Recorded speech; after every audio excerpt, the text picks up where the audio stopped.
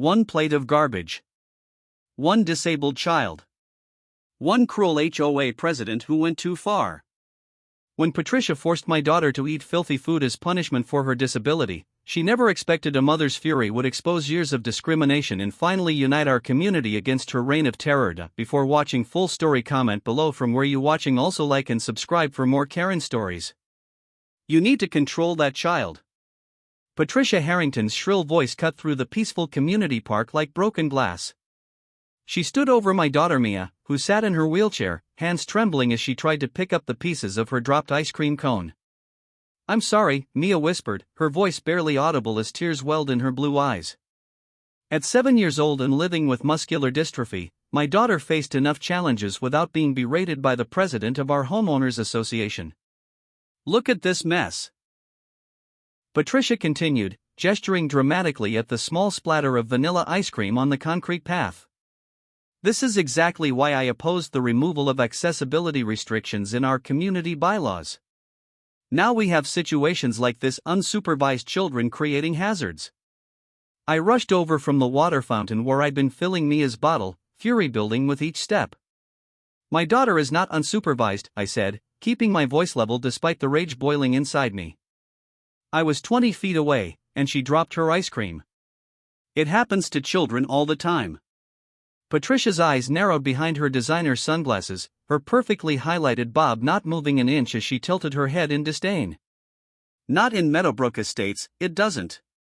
We have standards here, Mr. Reed." This was our third confrontation with Patricia in the month since we'd moved to the neighborhood.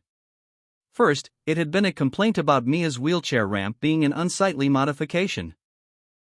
Then came the violation notice about my adaptive van being parked in our driveway rather than the garage. Now this public humiliation of my daughter over spilled ice cream. Several other parents at the park had turned to watch the scene unfold, their expressions a mix of discomfort and curiosity. None stepped forward to intervene. "It's okay, sweetheart," I said to Mia, crouching beside her wheelchair and wiping her tears. "Accidents happen." "Not accidents, negligence," Patricia corrected, her French manicured fingers tapping against her clipboard. "As HOA president, I'm responsible for maintaining community standards. This path was just power washed yesterday at considerable expense to our homeowners." I felt Mia's small hand grasp mine, squeezing with what little strength she had. The touch centered me, reminding me of what mattered. Since losing my wife to cancer 2 years ago, it had been just the two of us against the world. We'd moved to Meadowbrook Estates for its excellent school district and supposedly family-friendly atmosphere, using the last of Laura's life insurance to afford the down payment. "I'll clean it up," I said simply, pulling napkins from my pocket. "See that you do," Patricia replied. "And consider this a verbal warning. The next incident will result in a formal citation and fine." As she walked away, her designer heels clicking on the concrete, I heard her mutter, "This is what happens when we start making exceptions for every sob story." Mia's face crumpled at the words. "I'm sorry I'm making trouble, Daddy," she whispered. "You are never trouble," I told her fiercely, my heart breaking at how small she looked in that moment. "Never. Some people just forget how to be kind." The incident might have ended there, one more unpleasant interaction in a growing collection, if not for what happened at the community picnic 3 days later. The annual Meadowbrook Summer Picnic was a tradition that predated most current residents. The glossy welcome packet had highlighted it as the neighborhood's premier social event, a chance to strengthen community bonds and showcase the exclusive amenities that justified the steep HOA fees. We almost didn't attend. After the ice cream incident, Mia had grown anxious about being in public spaces within the neighborhood. But her physical therapist encouraged socialization, and I was determined not to let one bitter woman isolate us from potential friendships. "We'll just stay for an hour," I promised Mia as I carefully transferred her from the car to her wheelchair. "If you're not having fun, we'll leave right away." The community center lawn had been transformed with twinkling lights, decorated tables, and a buffet that stretched the length of the patio. Children played on the adjacent playground while adults mingled with glasses of wine and shared potluck dishes. "Dad, look. They have an accessible table." Mia pointed to a table set at the perfect height for her wheelchair. My heart lifted slightly, perhaps the community wasn't entirely aligned with Patricia's views after all. We made our way to the buffet line, where I helped Mia select food she could manage with her limited dexterity: soft pasta, cut fruit, and a slice of chocolate cake that made her eyes light up. Just as we settled at the accessible table, Patricia materialized beside us, microphone in hand. She wore a blue dress that matched the HOA logo and a name tag that read President Harrington in bold letters. "Welcome, everyone, to our 27th annual Meadowbrook Summer Picnic." Her amplified voice caused conversations to pause as attention turned toward her. Before we continue our festivities, I have a few announcements and reminders about community standards. What followed was a 15-minute speech that seemed specifically crafted to highlight every accommodation we'd requested since moving in, without naming us directly. Ramps and modifications must be approved through proper channels, and vehicles with specialized equipment are not exempt from parking regulations, and parents are responsible for ensuring their children do not create messes in common areas. Several neighbors glanced uncomfortably in our direction during these pointed remarks. Mia sank lower in her wheelchair, her earlier excitement fading. When Patricia finally relinquished the microphone, a woman with curly red hair approached our table. "Don't mind Patricia," she said with a warm smile. "The rest of us aren't like that. I'm Diana Carson, we live 3 doors down from you." "James Reed," I introduced myself, grateful for the friendly face. "And this is Mia." Diana sat beside us, drawing Mia into a conversation about the books she enjoyed. Her own daughter, Lily, soon joined us, inviting Mia to watch the Firefly release plan for Sunset. For the first time since moving to Meadowbrook, I felt a glimmer of hope that we might find our place here after all. "Mr. Reed," Diana said quietly while the girls chatted. "Some of us on the neighborhood committee have been concerned about Patricia's leadership style. If you've experienced any issues, I'd like to hear about them." I hesitated, weighing the risks of speaking out against the possibility of change. Before I could decide, I noticed Mia's plate was empty. "Let me get you some more cake, sweetie," I offered. "I can watch her," Diana assured me. The dessert table was crowded with residents seeking second helpings of the impressive spread. As I waited my turn, I overheard Patricia speaking to another board member. "Completely inappropriate for this community," she was saying. "Property values will plummet if we continue allowing these types of accommodations. The next thing you know, we'll have group homes and halfway houses." "That seems extreme, Patricia," the man replied uncomfortably. "We're just talking about reasonable accommodations for a disabled child."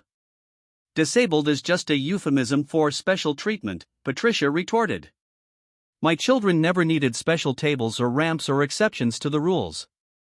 I grabbed a slice of cake and turned away, my knuckles white around the plate. The urge to confront her warred with my instinct to protect Mia from further conflict. When I returned to our table, Diana was gone and Patricia stood next to Mia. A different plate sat in front of my daughter, one I hadn't prepared for her. "What's going on?" I asked, setting down the cake. Patricia turned with a simpering smile. "Just ensuring community standards are maintained, Mr. Reed. Diana was called away by the entertainment committee, and I noticed your daughter making quite a mess with her food." She gestured to the table where, indeed, a few crumbs and a small pasta sauce stain marked the tablecloth. "So I've provided more appropriate food for someone who can't manage proper table etiquette," she continued. The plate before Mia contained what could only be described as garbage food scraps covered in dirt, half-eaten items clearly collected from others' discarded plates, and something that looked disturbingly like cigarette ash sprinkled over it all. Mia sat frozen, tears streaming silently down her face. "I told her that children with special needs should be grateful for any food they receive," Patricia added, loud enough for nearby tables to hear. "And that in this community, we don't waste resources on those who can't appreciate them properly." The world seemed to narrow to a pinpoint of pure, incandescent rage. Before I could speak, Diana returned to the table, stopping short at the scene before her. "What is this?" she demanded, staring at the plate of filthy food. "A lesson in gratitude," Patricia replied primly. "This child wasted a perfectly good meal by spilling it everywhere, so I've provided an alternative more suited to her capabilities." Diana's face drained of color, then flushed deep red. Without warning, she picked up the offensive plate and held it high above her head. "Everyone," she called out, her voice carrying across the picnic grounds. "I need your attention right now." Conversations halted as heads turned toward us. Embarrassment flooded through me. The last thing I wanted was to make a scene that would further stigmatize Mia. "Patricia Harrington, our HOA president, has taken food from the garbage and placed it in front of a disabled 7-year-old child," Diana announced, her voice shaking with fury. "She told this little girl that this filth is appropriate food for someone like her and that she should be grateful for it."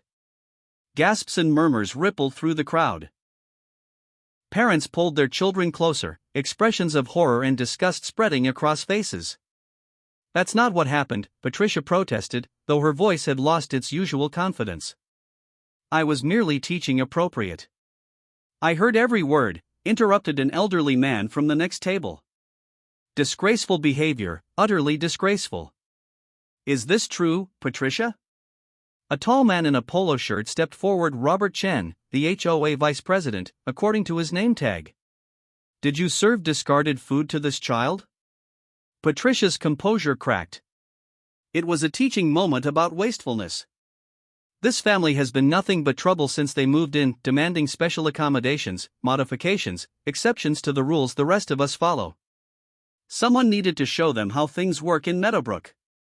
By forcing a disabled child to eat garbage?" A woman with silver hair stepped forward, revulsion clear on her face. "That's not how things work anywhere civilized." The community's reaction was swift and unified. Robert immediately called for an emergency board meeting right there on the picnic grounds. Neighbors I'd never spoken to came forward with their own stories of Patricia's bullying, discrimination, and selective enforcement of regulations. Throughout it all, I held Mia close, shielding her from becoming a spectacle. Diana sat with us, her daughter Lily offering Mia her own untouched slice of cake in a gesture of childhood solidarity that brought fresh tears to my eyes. "I'm so sorry," Diana whispered. "We've all enabled her behavior for too long, afraid of becoming her next target." The emergency meeting concluded with Patricia's immediate suspension from the board pending a formal review. She left the picnic in a fury, threats of lawsuits and property value collapse trailing behind her. Robert approached our table afterward, extending his hand. "Mr. Reed, on behalf of the Meadowbrook HOA, I want to offer our deepest apologies for what happened today. This is not who we are as a community." The days that followed brought a transformation I could never have anticipated. Neighbors who had previously avoided eye contact now stopped to introduce themselves. Offers of playdates, dinner invitations, and assistance poured in. The board expedited approval of additional accessibility modifications for our home. Most meaningful was the change in Mia. The shadow of anxiety that had haunted her since we moved began to lift as she experienced genuine acceptance for perhaps the first time in her young life. 2 weeks after the picnic incident, a moving truck appeared outside Patricia's house. The neighborhood rumor mill reported that multiple discrimination complaints had been filed, with several residents providing sworn statements about her pattern of behavior toward families with disabilities, minorities, and elderly residents. The final board hearing, which I attended at Robert's invitation, revealed the extent of Patricia's misuse of HOA authority. Financial audits discovered selective enforcement fines had been directed primarily at vulnerable residents, while her friends and allies received waivers and exceptions never offered to others. Patricia's replacement as HOA president was, to my surprise, Diana Carson. Her first official act was to establish an inclusion committee focused on ensuring the community was accessible and welcoming to all residents. "The measure of any community," Diana said at her first meeting, "is how it treats its most vulnerable members." For too long, we failed that test. Never again. 6 months after the picnic incident, Meadowbrook Estates hosted its first Accessibility Awareness Fair. Mia, now blossoming with confidence, helped lead activities designed to help other children understand different disabilities.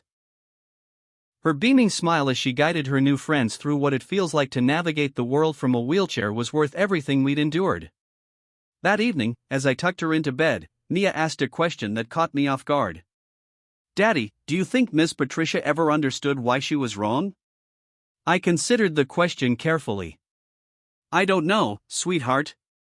Sometimes people are so focused on rules and appearances that they forget about kindness. Mia nodded thoughtfully. I'm glad we didn't move away. If we did, maybe things wouldn't have changed, and the next kid like me would have been treated bad too.